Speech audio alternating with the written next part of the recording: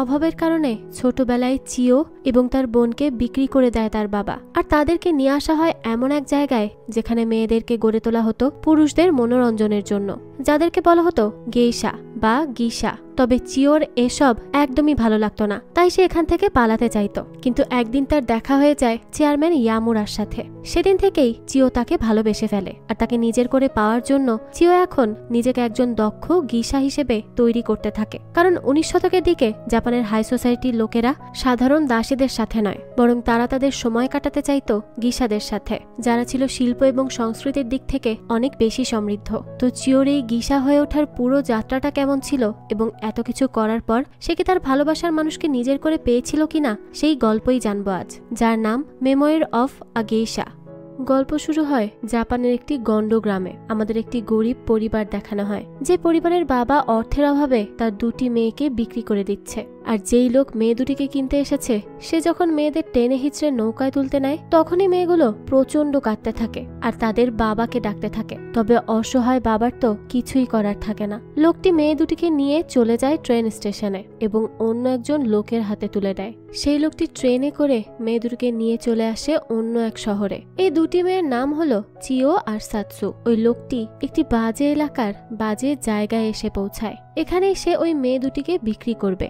ওই জায়গার কেয়ারটেকার বয়স্ক মহিলা চিওকে বেছে নেয় আর সাতসুকে ফিরিয়ে নিয়ে যেতে বলে। এভাবেই দুই বোন আলাদা হয়ে যায়। কেয়ারটেকার চিওকে নিয়ে সরাসরি চলে যায় এই জায়গার মালিক কায়োকি নিত্তার কাছে, যাকে সবাই মা বলে ডাকে। কেউ কেউ আবার ডাকে ওকাসান বলে। তো কায়োকি চিওকে জিজ্ঞেস করে তার বয়স কত। তো চিওর পক্ষ থেকে কেয়ারটেকার মহিলাটি জবাব দেয় চিওর বয়স 9 বছর। এটা শুনে ওকাসান বলে তাহলে মেয়েটি তাদের তো কোনো কাজেই আসবে না, তবে এখন তাকে ফেরত দেওয়াও সম্ভব হবে না। তো কেয়ারটেকার মহিলাটি তখন চিওকে নিয়ে ভেতরে চলে যায় আর একটি ঘরে নিয়ে আসে। সেই ঘরে পামকিন নামের আরেকটি মেয়ে আছে। তো কেয়ারটেকার পামকিনকে বলে চিওকে শান্ত করতে, কারণ চিও প্রচন্ড কান্না করছিল আর বারবার বলছিল যে তার বোন কোথায়। পামকিন বলে তার জন্য ভালো হবে সে যদি সবকিছু ভুলে যায় আর এখানের মাকে খুশি করার চেষ্টা করে, তাহলেই হয়তো তাকে গিসার জন্য স্কুলে পাঠানো হবে। এই কথা শুনে চিও কিছুটা শান্ত হয় আর অবাক হয়ে জিজ্ঞেস করে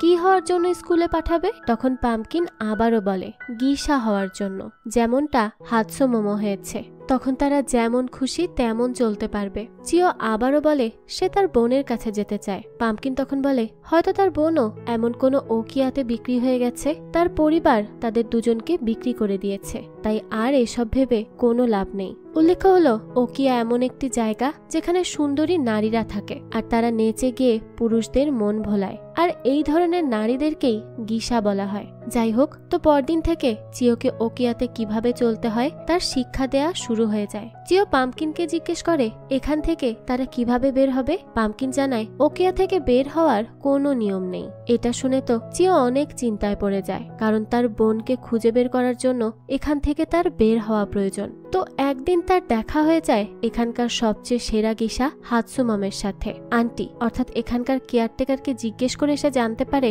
হাতসুমামো এখানকার মেয়েদের মধ্যে সবচেয়ে বেশি টাকা কামাই করে, তাই মাও তার সব রকমের আবদার আর বাহানা মেনে চলে, তাকে কিছুই বলে না। এখানকার মেয়েদের খাওয়া পড়া বেশিরভাগটাই হাতসুমোমোর কামাই করা অর্থ থেকে। মাত্র 20 বছর বয়সেই হাতসুমোমো তাকে যেই টাকা দিয়ে কেনা হয়েছে সেই টাকা কামাই করে ফেলেছে। এই সব কিছু শুনে তার হাতসুমোমোর প্রতি আগ্রহটা অনেক বেড়ে যায়। তো একদিন চিও জানতে পারে তাকেও গিসা স্কুলে যেতে হবে গিসা হওয়ার প্রস্তুতি নেওয়ার জন্য। তো নির্দিষ্ট দিনেই পামকিন আর চিও তৈরি হয় আর বেরিয়ে যায় স্কুলে যাওয়ার জন্য। পথিমধ্যেই চিও পালানোর চেষ্টা করে সাতসুকে খোঁজার জন্য, কিন্তু পামকিন তাকে থামায় আর অনেকটা জোর করেই নিয়ে যায় স্কুলে। স্কুলে বিভিন্ন ওকিয়ার মেয়েরা গিসার জন্য নাচ গান শিখছে, চিও তাই করতে থাকে। তো একদিন যখন চিও হাতসুমোমোর ঘর পরিষ্কার করছিল, তখন হাতসুমোমো এসে তাকে ধমক দেয় আর বলে সে চিওকে তার জিনিস হাত দিতে নিষেধ করেছিল, তবুও চিও কোন সাহসে তার ঘরে এসেছে। এই কথা শুনে তো চিও ভয়ে কাচুমাচু হয়ে যায়। তখনই হাতসুমোমো কিছুটা নরম হয় আর চিওকে বলে চিওর বোন একদিন এখানে এসেছিল, তবে সে তাড়িয়ে দিয়েছে। তখনই চিও অস্থির হয়ে ওঠে আর জিজ্ঞেস করে তার বোন কোথায় আছে। হাতসুমোমো বলে সে চিওকে এই ব্যাপারে বলবে, যদি চিও তার সব কথা শোনে। তো এরপর আমরা হাতসুমোমোকে দেখি যে করিন নামের আর এক গিসার সাথে গভীর রাতে তাদের ওকিয়া ফিরে এসেছে। করিন আর হাতসুমোমোর কথা থেকে আমরা জানতে পারি হাতসুমোমোর সাথে কোইচি নামের একজনের সম্পর্ক আছে। তারা দুজন যখন এসব নিয়ে কথা বলছিল তখনই একটু দূরেই দাঁড়িয়েছিল ছোট্ট চিও। তো তখন হাতসুমোমো তাকে একটি দামি কিমোনো পোশাক দেখায়। এটি মামেহা নামের আর এক গিসার। মামেহা আর হাতসুমোমো চির প্রতিদ্বন্দ্বী। তাদের দুজন একজন আরেকজনকে পছন্দ করে না। হাতসুমোমো মামেহার কিমোনো চুরি করে এনেছে আর এখন সে চিওকে বলে কলম দিয়ে এটিকে নষ্ট করে দিতে। চিও তার কথা মতো তাই করে আর এবার হাতসুমোমো মামেহাকে তা ফিরিয়ে দিয়ে আসতে বলে। চিও এই কথা শুনে ভীষণ ভয় পায়। হাতসুমোমো বলে চিও তার কথা না শুনলে সে চিওর বোনের ঠিকানা দিবে না। এবার তো চিও বাধ্য হয় মামেহাকে কিমোনোটি ফেরত দিতে। এর ফলাফল হয় ভয়ানক। মা তাকে ভীষণ সায়স্তা করে এত দামি কিমোনো নষ্ট করার জন্য। তো এরপর চিও হাতসুমোমোর কাছে যায় আর তার বোনের ঠিকানা জানতে চায়। হাতসুমোমো বলে সে হানামাচির কাছে তাৎসু নামের ওকিয়াতে আছে। সেদিন রাতেই চিও তার ওকিয়া থেকে বেরিয়ে পড়ে বোনের খোঁজে। অনেক খোঁজার পর সে সাতসুকে ঠিকই খুঁজে পায় যে গিসার বেশে একটি ওকিয়াতে রয়েছে। সাতসুও তার বোনকে দেখে জড়িয়ে ধরে আর বলে তার আসতে তো দেরি হলো কেন, সে অনেক অপেক্ষা করেছে। চিও তার বোনকে বলে তারা এক্ষুনি পালাবে। সাতসু বলে পালানোর জন্য তাদের টাকার দরকার, সে কিছু টাকা জোগাড় করে রাখবে। আগামীকাল সন্ধ্যায় যেন চিও সাসিমি ব্রিজে তার সাথে দেখা করে। চিও তখন বলে সে পালিয়ে এসেছে, এখন তার ফিরে যেতে পারবে না। তখনই কেউ চলে আসলে সাতসু তড়িঘড়ি করে পালিয়ে যায়। চিও ভয়ে ভয়ে ফিরে আসে। তো ওকিয়া ফিরে চিও হাতসুমোমোকে এক ছেলের সাথে মিলিত হতে দেখে। এই ছেলেটি হলো কোইচি। তো কোইচির সাথে ধরা পড়ে যাওয়ার ভয়ে হাতসুমোমো চিওকে চুরির দায়ে ফাঁসানোর চেষ্টা করে। তবে চিও মাকে বলে দেয় সে কোইচি নামের ছেলেটিকে দেখেছে। মা তখন হাতসুমোমোকে চড় বসিয়ে দেয় আর বলে একজন গিসা চাইলেই কাউকে ভালোবাসতে পারে না। তো এরপর মা নির্দেশ দেয় ওকিয়ার দরজা তালাবদ্ধ করে দিতে, কেউ যেন বের হতে না পারে। পরদিন সন্ধ্যা নামলে চিও আবারও পালানোর চেষ্টা করতে থাকে। দরজা বন্ধ হওয়ায় সে দেয়াল বেয়ে পালাতে চায় আর ফল হয় ভয়ানক। দেয়াল থেকে পড়ে গিয়ে চিও ভয়ানকভাবে আহত হয়। আন্টি এসে তাকে উদ্ধার করে আর দ্রুত ভেতরে নিয়ে যায়। এরপর ডাক্তার এসে তার চিকিৎসাও করে। মা এসে বলে চিওর পেছনে তার অনেক টাকা খরচ হয়েছে, তাকে চড়া দামে কিনতে হয়েছে, তার চিকিৎসার জন্য খরচ হচ্ছে। সেদিনই সে একটি দামি কিমোনোও নষ্ট করেছে। এছাড়া মা বলে চিওর বোন তাকে ফেলেই পালিয়ে গেছে। তো এরপর আন্টি তাকে একটি চিঠি পড়ে শোনায়। চিঠিতে লেখা চিওর মা আর বাবা মারা গেছে। এই পৃথিবীতে এখন তার আর কেউই রইল না, মা বাবা বোন কেউ না। তখন এই ওকিয়ার মা তাকে বলে তার বোনের কথা ভুলে গিয়ে সে যেন সামনে এগিয়ে যায়। তো এরপরই শুরু হয় তার ওকিয়ার জীবন। তবে পালানোর চেষ্টা করার শাস্তি হিসেবে তাকে গিসা নয় বরং দাসী হিসেবে ওকিয়াতে রাখা হয়। এভাবেই তার দিন কাটতে থাকে। তো এক দুপুরে সে চুপচাপ তার ওকিয়ার বাইরে বসেছিল। তখনই একজন লোক আসে আর তাকে জিজ্ঞেস করে তার মন খারাপ কেন। সবাই এই লোকটিকে চেয়ারম্যান বলে ডাকছিল। তো লোকটি চিওর মন ভালো করার জন্য নানান ধরনের চমৎকার কথা বলে আর তাকে আইসক্রিমও খেতে দেয়। তো যেতে যেতে চেয়ারম্যান তাকে কিছু টাকাও দিয়ে যায় খাবার কিনে খাওয়ার জন্য। এতদিন সবাই এখানে তার সাথে খারাপ ব্যবহার করে আসছিল, তবে চেয়ারম্যানের এই চমৎকার ব্যবহার তার খুবই ভালো লাগে। তার হঠাৎ করেই মনে হয় তার জীবন লক্ষ্যহীন হলে হবে না, তার কোনো লক্ষ্য থাকতে হবে। আর সেই লক্ষ্যটি হলো সে একজন চমৎকার গিসা হবে। এই লোকটির সাথেও একজন সুন্দরী গিসা ছিল। চিও ভাবে সে যদি গিসা হয় তাহলে সেও এমন চমৎকার একজন মানুষ খুঁজে পাবে। তাই চিও লোকটির দেয়া টাকা নিয়ে ছুটে চলে যায় একটি মন্দিরে আর মন্দিরের দান বাক্সের টাকাগুলো দিয়ে প্রার্থনা করে। প্রার্থনায় সে বলে এই লোকটির সাথে যেন তার আবারও দেখা হয়। তো এভাবেই কেটে যায় অনেকগুলো বছর। চিও এখন 15 বছরের বালিকা। সে এখনো দাসী, তবে তার বান্ধবী পামকিন এখন গিসা হয়ে গেছে। পামকিনের অভিষেকের দিন সে যখন মায়ের সাথে বের হয় তার পেছন পেছন লুকিয়ে বের হয় চিও। মা পামকিনকে যে বাড়িতে নিয়ে গেছে সেখানে দরজায় চিও উকিঝুঁকি দিতে থাকে। হঠাৎই একজন লোক দরজা খুলে ফেলে। এই লোকটি আর কেউ নয়, তার বহু আকাঙ্ক্ষিত চেয়ারম্যান। চেয়ারম্যানকে দেখেই তো সে ছুটে চলে যায় নিজের ওকিয়াতে। তার খুব ভালো লাগে চেয়ারম্যানকে দেখতে পেয়ে। এছাড়াও তার জীবনে আরেকটি বড় আনন্দের ব্যাপার ঘটে। এই ওকিয়ার পুরনো গিসা মামেহা এই ওকিয়াতে আসে। মামেহা মাকে বলে সে চিওর মধ্যে তুমুল সম্ভাবনা দেখতে পাচ্ছে, তাই সে চিওকে একজন গিসা হিসেবে দেখতে চায়। এটি করতে যত টাকা খরচ হবে সব দিবে মামেহা। মামেহা নিশ্চয়তা দিচ্ছে 6 মাসের মধ্যেই চিওর পেছনে যা খরচ করা হয়েছে তা সে কামাই করে ফেলতে পারবে। তবে শর্ত হলো এরপর চিও যা কামাই করবে তার উপর ওকিয়ার কোনো অধিকার থাকবে না। এই ডিলে রাজি হয় মা। তবে ক্ষিপ্ত হয়ে যায় হাতসুমোমো। তার চির প্রতিদ্বন্দ্বী মামেহাকে সে আগে থেকে অপছন্দ করে। আর চিওকে নিয়ে মামেহা কি পরিকল্পনা করছে তা নিয়েই সে চিন্তিত হয়ে যায়। পামকিনকে সে চিওর কাছ থেকে দূরে সরিয়ে নেয় আর মামেহা তাকে নিজের কাছে নিয়ে যায় প্রশিক্ষণ শুরু করতে। মামেহার মতে চিও পানির মতোই ক্ষমতাসীন, যে পানি সবকিছু ধুয়ে মুছে ফেলতে পারে, আগুন নিভিয়ে দিতে পারে, এমনকি লোহায়ও ক্ষয় ধরাতে পারে। মামেহা আরো বলে ওকিয়ার মালিক মা কায়োকি তার একজন উত্তরাধিকার খুঁজে বের করবে আর তাকেই ওকিয়ার দায়িত্ব দিবে। সে হাতসুমোমোকে এই দায়িত্ব দিবে না, কারণ সে বেশ উদাসীন। পামকিনও এই দায়িত্ব দেওয়ার যোগ্য না। বাকি থাকে চিও। তার লক্ষ্য হলো চিওই যেন ওকিয়ার ভবিষ্যৎ মালিক হয়। তো এভাবেই শুরু হয় চিওর প্রশিক্ষণ। মামেহা চিওকে কিভাবে হাঁটতে হয়, কিভাবে বসতে হয়, কিভাবে কথা বলতে হয় সবকিছু শেখায়। নাচতে শেখায়, গাইতে শেখায়। তো চিও একদিন মামেহাকে জিজ্ঞেস করে সে কখন তার ডান্না খুঁজে নিবে। আসলে যেসব সম্ভ্রান্ত লোকেরা গিসাদের নিজেদের সাথে রাখে সামাজিক মর্যাদা বৃদ্ধি করার জন্য তাদেরই ডান্না বলে। মামেহা বলে এতে এখনো অনেক সময় আছে, আপাতত যেন চিও পড়াশোনায় মন দেয়। তো সেই শিক্ষাই চিওর চলতে থাকে। তাকে বিশেষ হিল জুতা পরে হাঁটতে শেখানো হয়, নিজেকে সাজাতে শেখানো হয়। মামেহা তাকে গিসাদের জীবন সম্পর্কেও দীক্ষা দেয়। চিও জানতে পারে গিসারা পুরুষদের জন্য ভালোবাসায় ভরা এক গোপন ভুবন তৈরি করে, যা তাদের স্ত্রীরা পারে না। তো ধীরে ধীরে চিওর প্রশিক্ষণ কঠিন হতে থাকে। মামেহা তাকে বলে যতক্ষণ না প্রত্যেকটি পুরুষ রাস্তায় তাকে এক ঝলক হলেও দেখবে, ততক্ষণ সে আসল গিসা হয়ে উঠতে পারবে না।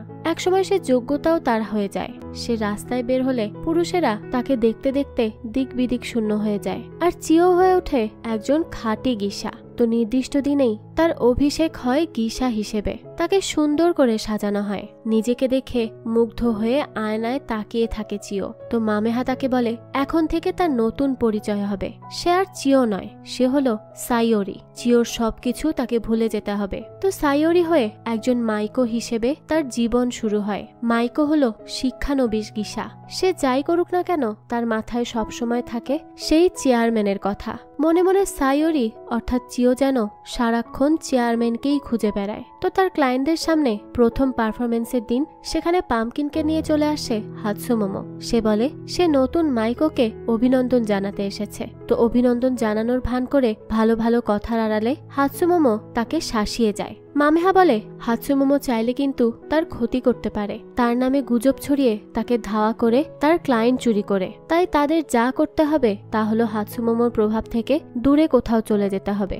মামেহা বলে সে ইয়ামুরা কেন নামের এক ব্যবসায়ীর সাথে দেখা করতে যাবে। ইয়ামুরা অনেক পুরনো ক্লায়েন্ট, যে ওসাকার এক ইলেকট্রনিক কোম্পানির মালিক। তাকে আর তার বন্ধু নবুকে তাদের বিনোদন দিতে হবে। নবুকে মনোরঞ্জন করা তাদের জন্য একটু কঠিন, কারণ নবু গিসাদের পছন্দ করে না। তারা সোজা চলে যায় ওই সুমো ম্যাচ দেখতে, যেখানে ইয়ামুরারা আসবে। সাইওরি অবাক হয়ে দেখে ইয়ামুরা হলো ওই চেয়ারম্যান। বহু বছর ধরে সে যাকে খুঁজে চলেছে। সাইওরি চেয়ারম্যান অর্থাৎ ইয়ামুরার সাথে কথা বলার চেষ্টা করে। তখন তারা দেখতে পায় সেখানে চলে এসেছে হাতসুমোমো। মামেহা বলে সাইওরি যেন এক্ষুনি নবুর সাথে গিয়ে কথা বলে, তাহলে হাতসুমোমো ভাববে সে নবুর জন্যই এখানে এসেছে। হাতসুমোমো নবুকে একেবারেই পছন্দ করে না, কারণ নবুর মুখে পোড়া দাগ আছে, যা তার ভালো লাগে না। তো এরপর দেখা যায় সাইওরি সে বাধ্য হয়ে ইয়ামুরার সাথে কথা বলা বাদ দিয়ে নবুর পাশে গিয়ে তার দৃষ্টি আকর্ষণ করার চেষ্টা করে। তবে নবু বলে ওঠে সে যুদ্ধ ব্যবসা আর সুমো ছাড়া বাকি কিছুই পছন্দ করে না। গিসারা এই সব কিছু বোঝে না, তারা শুধু নাচ গান নিয়েই পড়ে থাকে। সাইওরি তখন বলে সুমো এক ধরনের নাচ, যা দুজন শক্তিশালী মানুষ নাচে। ব্যবসাও এমন নাচ যা দুটি কোম্পানি নাচে। আর এই কথা শুনে নবু কিছুটা আগ্রহ নিয়েই সাইওরির দিকে তাকায়। সাইওরিকে সে সুমো সম্পর্কে অনেক কিছু বলে। মামেহা তখন সাইওরিকে নিয়ে উঠে যেতে চাইলে নবু তাকে আরো কিছু সময় থাকতে বলে। তো খেলা শেষ হলে নবু মামেহাকে বলে সে যেন আবারও এই মেয়েকে নিয়ে আসে। তো এখানে বোঝাই যায় যে নবুর সাইওরিকে পছন্দ হয়েছে। তবে সাইওরির তখনও ইয়ামুরার দিকেই মন পড়েছিল।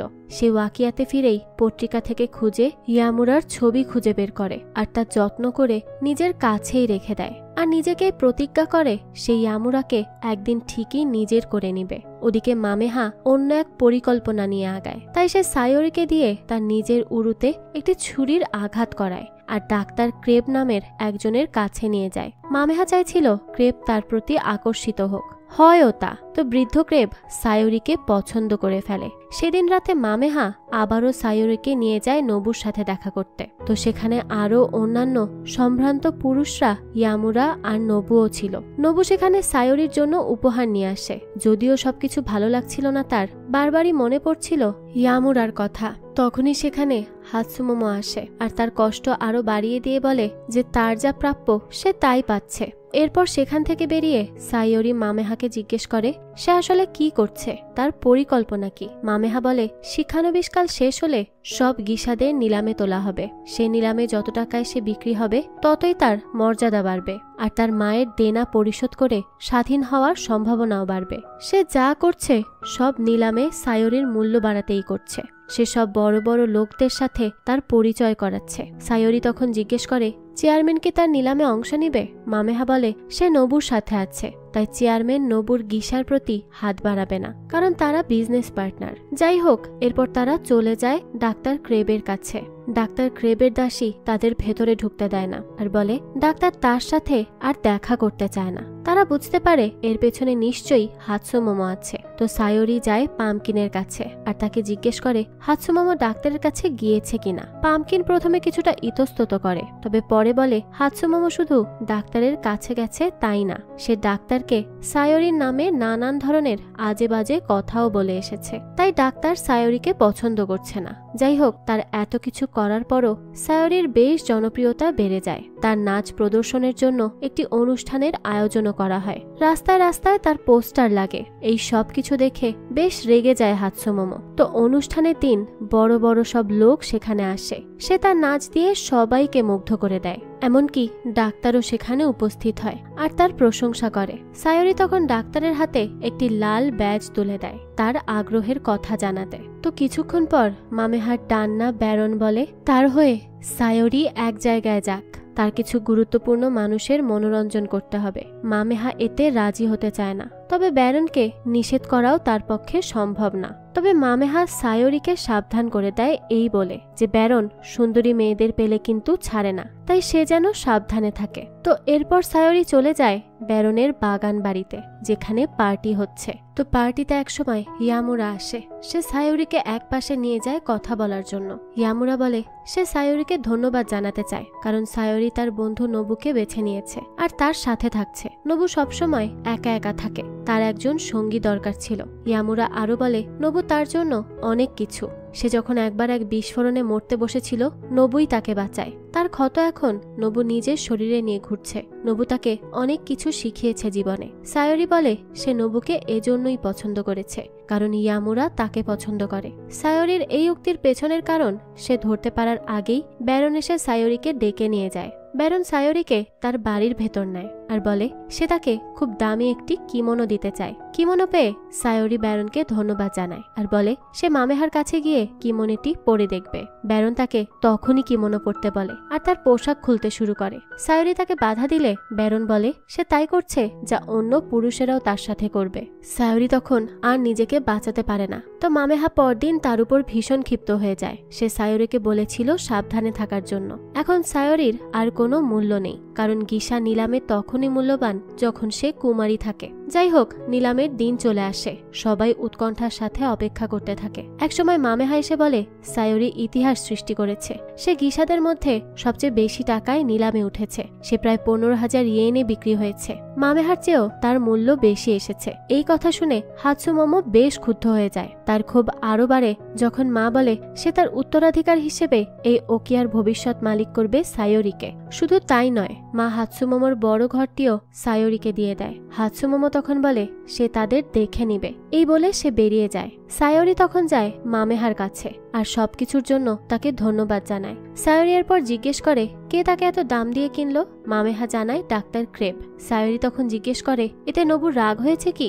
মামেহা বলে নবু তো নিলামে অংশই নেয়নি, এটি তার নীতির বিরোধী ব্যাপার। ক্রেবের সাথে নিলামে অংশ নিয়েছিল ব্যারন। মামেহা বলে সত্যিটা হলো ব্যারন সবচেয়ে বেশি টাকার নিলাম ডেকেছে, কিন্তু মামেহা ক্রেবকে সুযোগ দিয়েছে। সে তার নিজের ডান্নাকে ছাড়তে চায়নি। সায়োরি বলে তার কোনো দোষ নেই, সে নির্দোষ। মামেহা বলে সে জানে, সে নিজেই সায়োরিকে রক্ষা করতে পারেনি। মামেহা তাকে এই দুর্লভ মুহূর্তটি উপভোগ করতে বলে, অন্য কিছু নিয়ে ভাবতে বারণ করে, কারণ এই সময়টা তার জন্য খুবই মূল্যবান। তো রাতের সেজেগুজে সে ডাক্তার ক্রেবের কাছে যায় আর তার সাথেই রাত কাটায়। ফিরে এলে ওকিয়ার মা তাকে স্বাগত জানায় আর বলে সে এখন পুরোপুরি গিসা হয়ে গেছে। সায়োরিকে তবুও যেন আনন্দিত মনে হচ্ছিল না। সে তার ঘরে গিয়ে দেখে সেখানে হাতসুমোমো বসে আছে। সায়োরি জিজ্ঞেস করে সে এখানে কি করছে। হাতসুমোমো জানায় সে এখানে সায়োরিকে অভিনন্দন জানাতে এসেছে। তো এরপরই সে সায়োরিকে চিও বলে ডাকে আর একটি রুমাল দেখিয়ে বলে সে এটি খুঁজে পেয়েছে।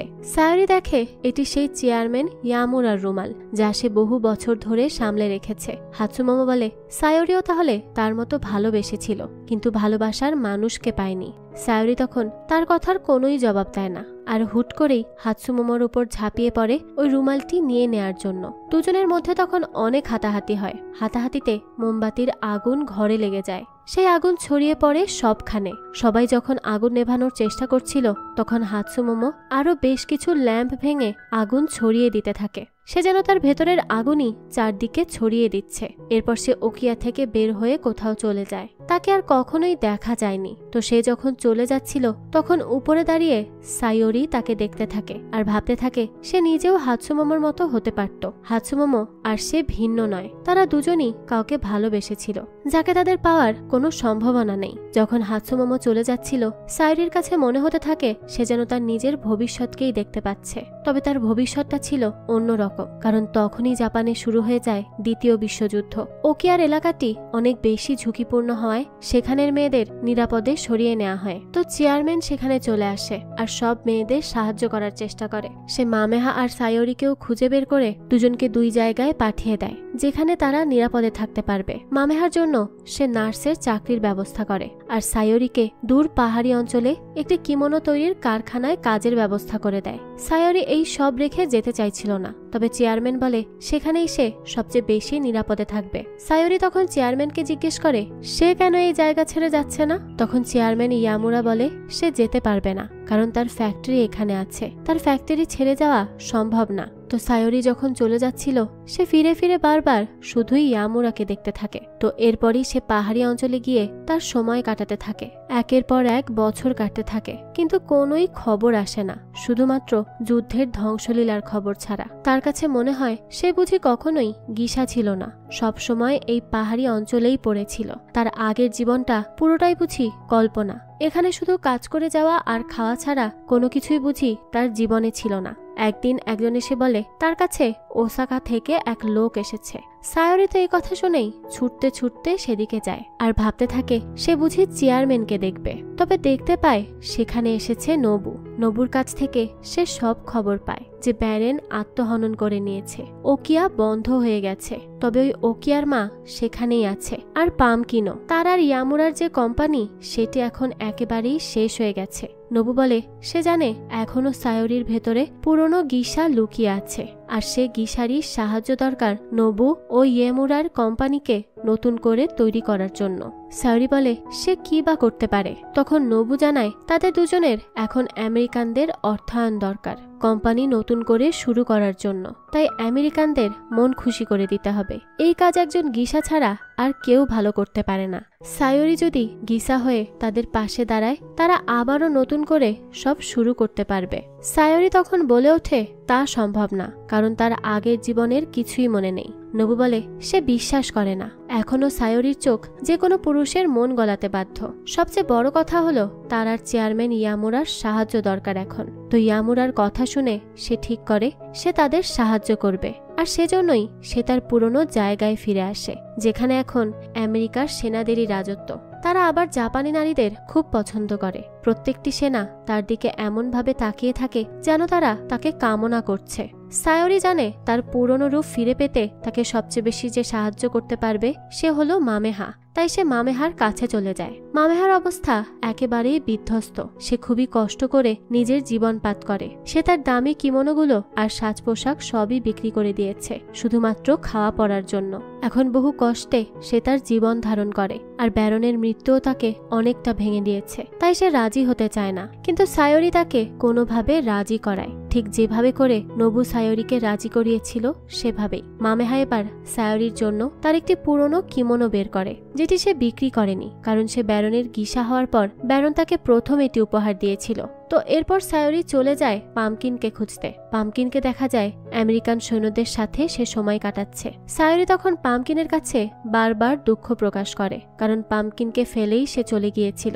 পামকিন তখন বলে এতে সে কষ্ট পায়নি, বরং চলে গেলে তার বেশি কষ্ট লাগতো। এখানে আমেরিকান সেনাদের বিনোদন দিয়ে সে বেশ ভালোই আছে। তো এরপরও সায়োরি পামকিনের কাছে ক্ষমা চায়। তারপর সে চলে যায় তার ওকিয়াতে, যেটি বন্ধ হয়ে গেলেও তার ভেতরে আন্টি আর মা রয়ে গেছে। তার অনুরোধে আন্টি আর মা আবারও তাদের ওকিয়া চালু করার সিদ্ধান্ত নেয়। পুরনো কিমোনোগুলো আবারও সেলাই হতে থাকে। সায়োরি অপেক্ষায় থাকে কখন তার ইয়ামুরার সাথে দেখা হবে। সে ঠিক করে নেয় এবার ইয়ামুরাকে দেখলে সে তার মনের কথা বলে দেবে। তো দেখতে দেখতেই ইয়ামুরার সাথে দেখা হওয়ার দিন চলে আসে। ইয়ামুরা সায়োরিকে দেখে বলে সে খুবই দুঃখিত তার কাছ থেকে এমন একটি সাহায্য চাওয়ার জন্য, তবে তাদের কাছে আর কোনো উপায় ছিল না, তাই বাধ্য হয়েই তাদেরকে সায়োরির সাহায্য নিতে হচ্ছে। ঠিক তখনই সায়োরি তার মনের কথা বলতে নেয়, তবে শেষ পর্যন্ত তার বলতে পারে না, কারণ তখনই কর্নেল ডেরেককে নিয়ে চলে আসে নবু। এই কর্নেল ডেরেকের মনই গলাতে হবে সায়োরির,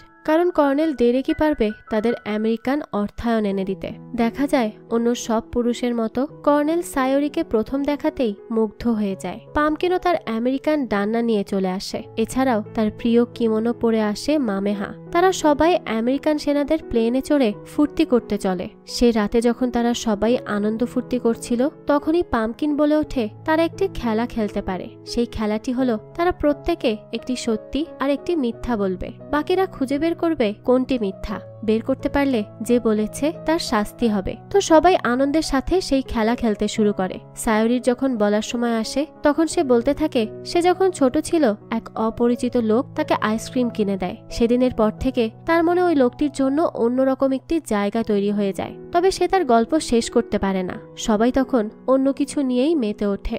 সায়োরি আরো একবার তার মনের কথা বলতে পারে না। এরপর কর্নেল ডেরেক তার কাছে আসে আর বলে সে একান্তে সায়োরিকে পেতে চায়। সায়োরি তখন বলে গিসাদের নিয়মের মধ্যে এটি পড়ে না। এই বলে সে সেখান থেকে উঠে আসে। দূর থেকে তাকে নবু দেখতে থাকে। নবুর সাথেও সায়োরির কথা কাটাকাটি হয়, কারণ সায়োরি কর্নেলকে প্রত্যাখ্যান করেছে। তো ঝগড়ার এক পর্যায়ে নবু বলে দেয় সে সবসময় চেয়েছিল সেই সায়োরির ডান্না হবে।